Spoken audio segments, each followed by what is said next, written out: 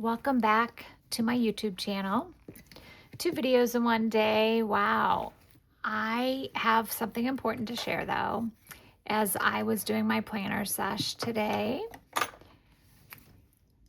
I want to show you my last planning session in my Wonderland 222. I cannot stress enough about having an all-in-one planner. I've tried many different systems and ways and books and journals, and there's something to be said about all that can go into an all-in-one planner. In particular, this Wonderland 222 B6 all-in-one with stacked weekends really worked well for me. The layout, the things that I was able to track and create, dream, memory keep, all those awesome things. I did 100 things to do list, kind of like what Hobonichi would do. I did a reading list. I'm trying to get to 50. I've got 3 more to go. I'm hoping I can do it. I'm working really hard. Did not use the index. I put important birth dates and events in the quarterly trackers. In the monthly trackers, I began to use the monthly trackers, and I laminated this one for my ritual tracking for my homemaking. Then for my months, I didn't use them as a review. I built out from this list. I built out a tracking list, a planning list, actually. And then I did some goals for spiritual, personal, and physical, things to do, house projects, things to buy. And this stays at home, so I don't take this out with me. I use a week's calendar in the in my purse to have it as my main appointments, and I transfer them in here. I need to know what's going on here so I can build out my days. And then for my weeks, I didn't do great every week, but I did most weeks in just giving an update.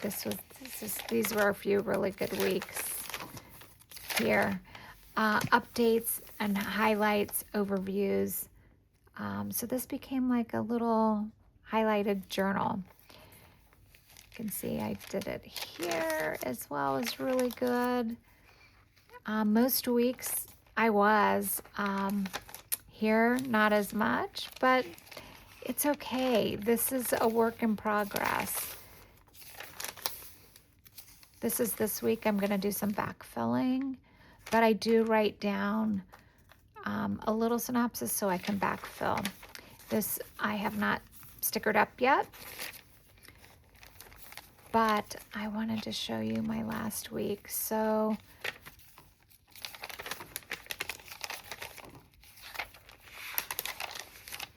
this is my reset tomorrow for my rituals. And what my days kind of look like are my top 5, my sacred hour quiet time, important notes, important appointments, things that I'm not pulling from this list or my monthly list.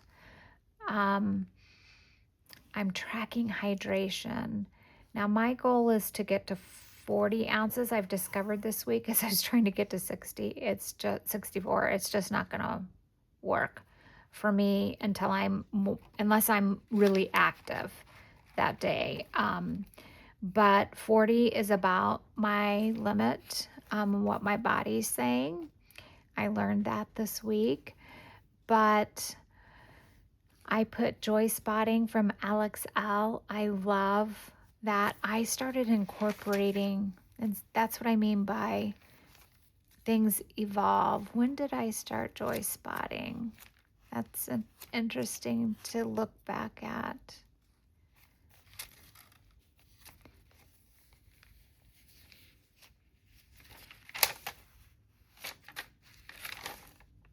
So I started,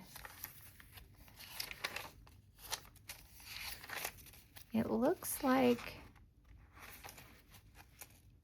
in July,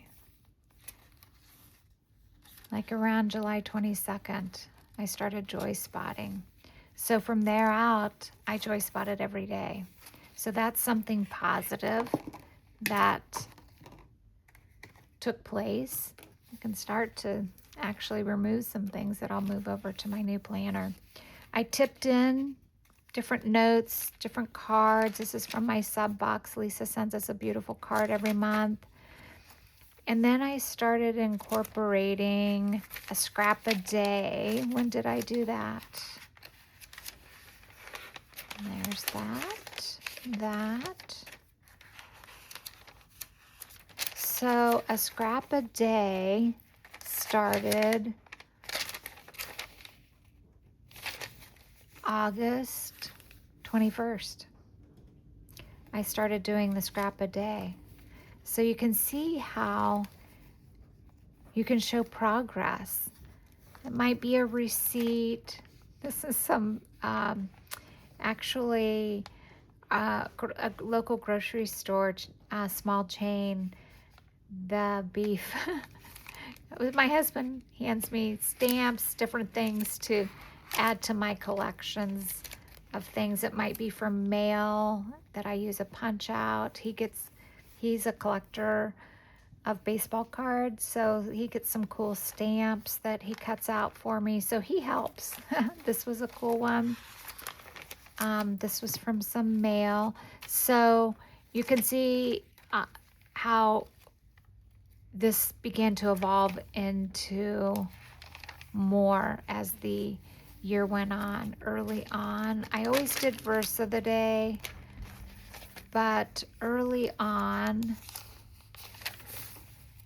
well, I didn't always do verse of the day.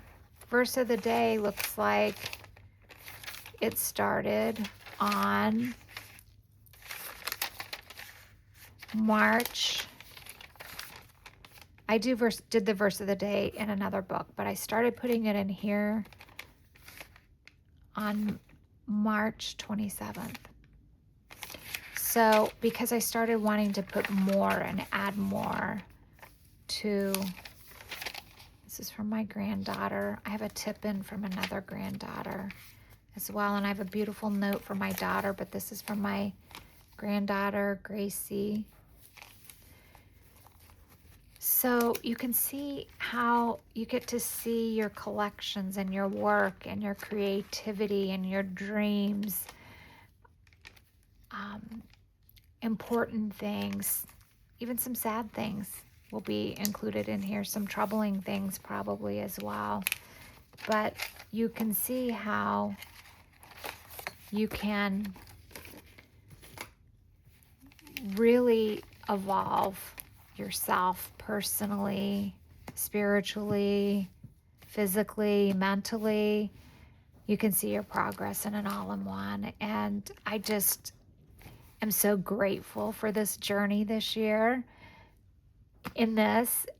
And I'm a little sad to move over. I have begun the migration. If you have been following on my YouTube, I've begun the migration over, but I'm really sad, I have to admit, to leave her. But there's going to be a lot that happens in my new Wonderland for 2026. So I wanted to travel through time to 2025 to share everything that has transpired.